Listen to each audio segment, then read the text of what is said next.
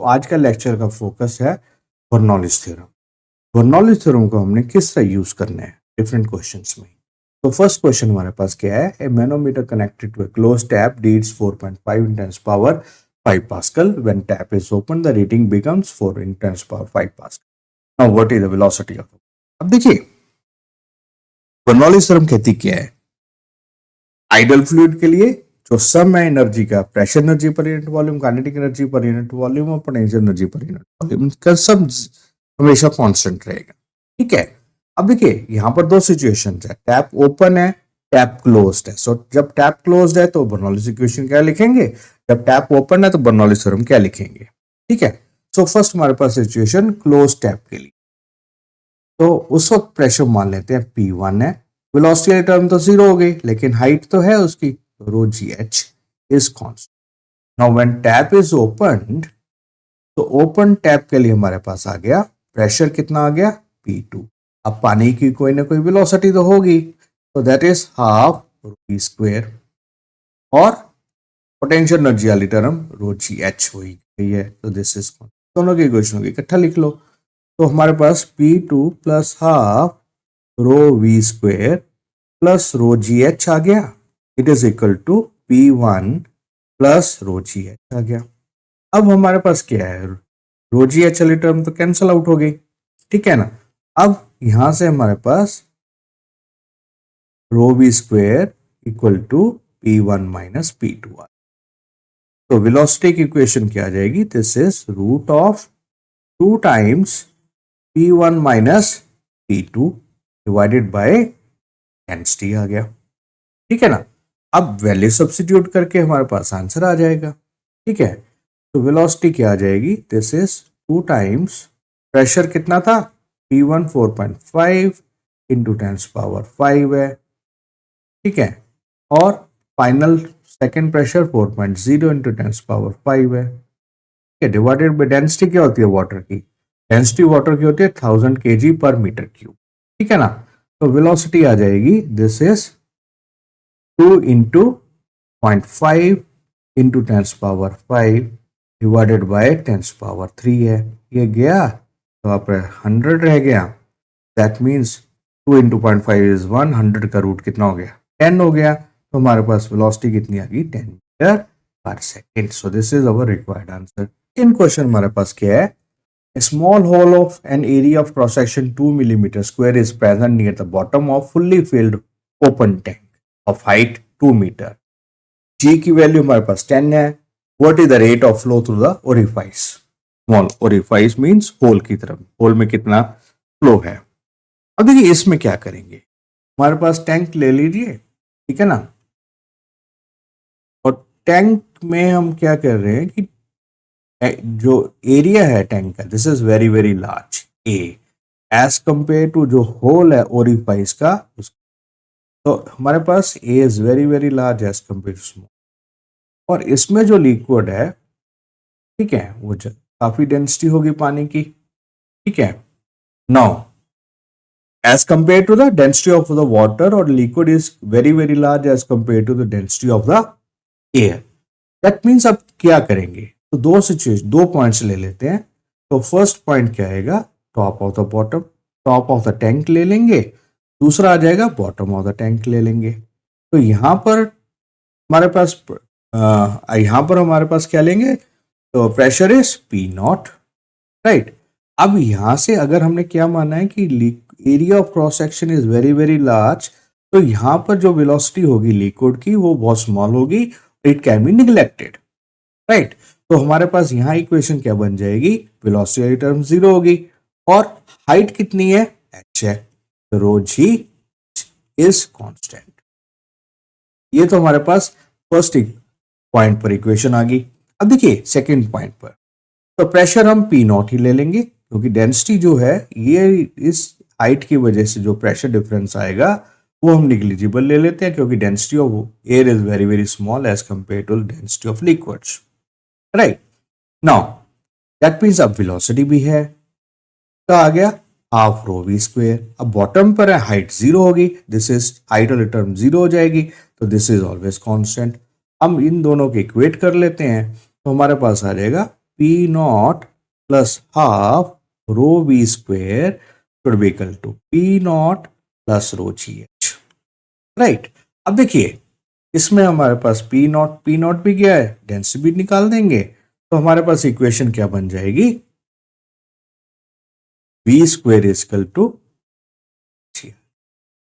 Right. अब हमें निकालना क्या था, हमें निकालना था वॉल्यूमेट्रिक फ्लो, से कितना है ना।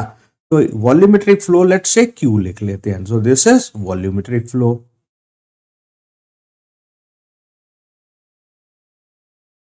तो Q is A into velocity, right. Area of cross section हमें दिया हुआ स्मॉल एरिया आएगा, sorry for that, let's say area हमारे पास क्या आएगा, स्मॉल ए लिख है ना, AV, वो हमें दिया हुआ है, दैट इज 2 × 10⁻⁻⁶ मीटर क्यूब है। और हाइट क्या दी हुई है, दिस इज 2 मीटर दी हुई है। नाउ हमारे पास वॉल्यूमेट्रिक फ्लो आ गया, this will B 2 × 10⁻⁻⁶ into velocity is root of 2gh, 2 × 10 × अब देखिए यहां हम ले लेते हैं 2 × 10⁻⁻⁶ है, ये आ गया √2 रह गया, √10 का रूट हम ले लेते हैं अप्रोक्सीमेटली 3.2 अप्रोक्सीमेटली, तो हमारे पास कैलकुलेशंस आ जाएंगी, दिस इज 3. अब देखिए this is 3.2 × 4 into 10⁻⁻⁶, so this will be 12, 8 and 4 3 are 12, so approximate answer is 12.8 × 10⁶ minus, right. ये हमारे पास आंसर आ गया। अब इसमें हमारे पास जो ऑप्शन है दैट इज क्लोजेस्ट या एग्जैक्ट देखेंगे तो 12.6 ही रहेगा आएगा, तो यहां हमने अप्रोक्सीमेशन लिया है कि 10 का अंडर रूट क्या है, approximately 3.2, so this is correct answer. A horizontal pipeline carries water in a streamline flow. At a point along the pipe where the cross-section area is 10 centimeter square, the velocity is 1 meter per second. Now, and pressure is given. Now, at point, we have to calculate the pressure at the point where the cross-section area becomes 5 centimeter square. अब देखिए यहाँ पर दो चीजें हैं, first हमें velocity निकालनी है, देन फिर उसके बाद प्रेशर निकालना। सो वेलोसिटी निकालने के लिए हम इक्वेशन ऑफ कॉन्टिन्यूटी यूज करेंगे। हॉरिजॉन्टल पाइप है, राइट, तो लेट्स से फर्स्ट पॉइंट आ गया ये आपके पास सेकंड पॉइंट आ गया, यहां पर एरिया हम मान लेते हैं 1 है, यहां पर एरिया मान लेते हैं A2 है। तो इक्वेशन ऑफ कॉन्टिन्यूटी कहती है वॉल्यूमेट्रिक फ्लो तो कांस्टेंट रहेगा, तो दैट मींस यहां अगर वेलोसिटी V1 है, यहां अगर आपके पास वेलोसिटी V2 है, that means A1 V1 should be equal to A2 V2 आ गया। नाउ V2 की वैल्यू हमारे पास आ जाएगी A1 V1 divided by A2। Now हमारे पास क्या आ गया, velocity is V2 is equal to A1 is 10 centimetre square, तो यूनिट्स तो नीचे भी वही हैं ऊपर भी वही रहेंगे, कोई दिक्कत नहीं है। वेलोसिटी हमारे पास 1 मीटर पर सेकंड है ना, तो हमारे पास वेलोसिटी V2 कितनी आ जाएगी, इट विल बी 2 मीटर। अब हमें सेकंड पॉइंट पर प्रेशर निकाल, वो हम बर्नौलीज थ्योरम लगाएंगे।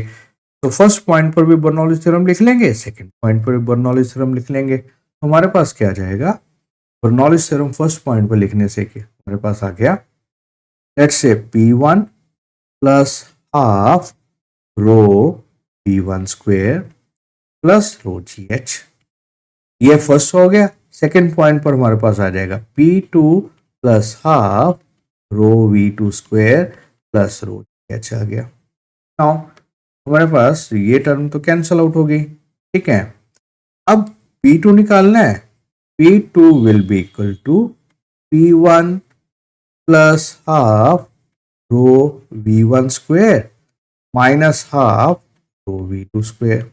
नो प्रेशर कितना आ गया, P2 इज P1 plus half rho V1 square minus V2 square. अब देखिए प्रेशर जो हमें P1 दिया हुआ है दैट इज 2000 दिया हुआ है, V1 हमें दी थी 1 मीटर पर सेकेंड, V2 हमने कैलकुलेट कर ली। तो P2 will be equal to, this will be 2000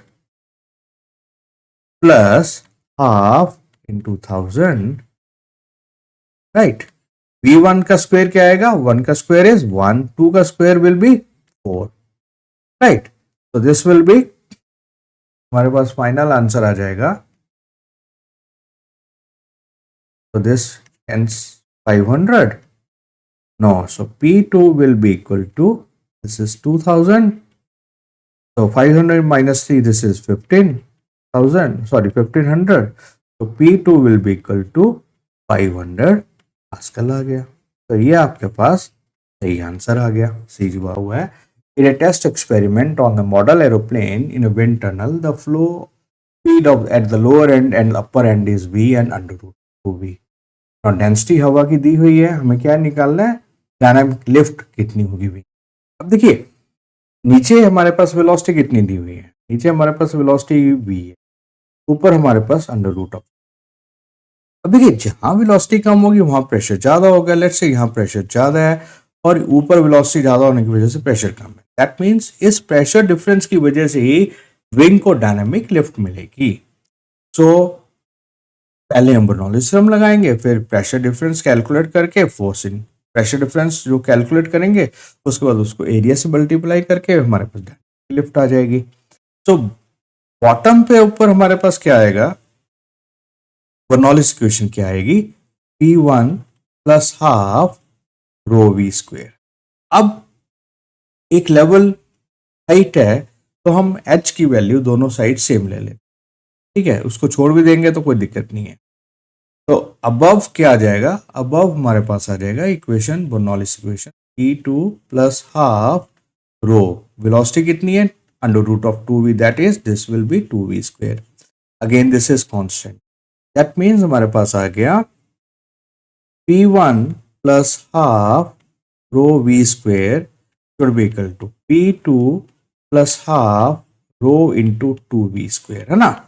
अब pressure difference is P1 minus P2 equal to, यहाँ 2v स्क्वेयर है वहां v स्क्वेयर है, तो आपके पास की इक्वेशन क्या आएगी?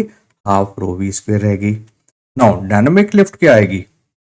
Dynamic lift is force equal to pressure difference into delta P into area आ गया। Now this is half rho v square, area is this.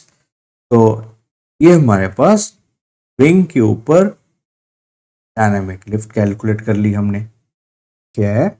Rectangular vessel when full of water takes 10 minutes to be emptied through the orifice in its bottom, how much time will it take to empty when half filled with water? अब देखिए हमारे पास क्या दे हुआ, एक tank है, जब वो पूरी तरह भरा हुआ तो 10 मिनट में खाली हो जाता है। जब आधा भरा होगा तो कितने मिनट में खाली होगा? ठीक है, मान लीजिए हमारे पास एक टैंक है, राइट। तो टैंक के बॉटम में जो होल है, राइट, उसका एरिया कितना है? ए है, और टैंक का अपना एरिया कितना है? Capital A. This is a capital, right. अगर पूरी तरह भरा हुआ है तो कितने टाइम में खाली होगा? सो टाइम का फॉर्मूला हमारे पास होता है time taken to empty. Let's say that is E is equal to A upon small a into under root of 2h by, ये हमारे पास टाइम है। अब देखिए दैट मीन्स जो टाइम है खाली होने के लिए वो आ जाएगा, that is directly proportional two of h आ जाएगा, ठीक है। अब पूरा अगर टैंक भरा हुआ तो 10 मिनट लग रहे हैं, तो आधा भरा हुआ, let's say for half empty, half filled tank, तो उसके लिए टाइम मान लो t डैश है, तो t dash is proportional to under root of h by 2। हमें ये कैलकुलेट करना है। अगर इस जो फर्स्ट इक्वेशन है, जो फर्स्ट इक्वेशन को सेकेंड इक्वेशन को फर्स्ट इक्वेशन से डिवाइड कर दो तो हमारे पास क्या आ जाएगा? This is t dash by t, this will be under root of h by 2 divided by under root of h आ गया। That means T dash by T हमारे पास आ जाएगा 1/2। नौ 1/√2 की वैल्यू कितनी होती है? 1/√2 की वैल्यू हमारे पास 0.707 है। दैट मीन्स टी डैश हमारे पास आ जाएगा 0.707 इंटू टी। टी की वैल्यू हमारे पास 10 मिनट है, तो हमारे पास आंसर कितना आ गया? Approximately 7.07 minute. और T dash is approximately 7 minute. तो 7 मिनट में आधा टैंक खाली होगा, जबकि भरा हुआ टैंक को 10 मिनट लगेंगे।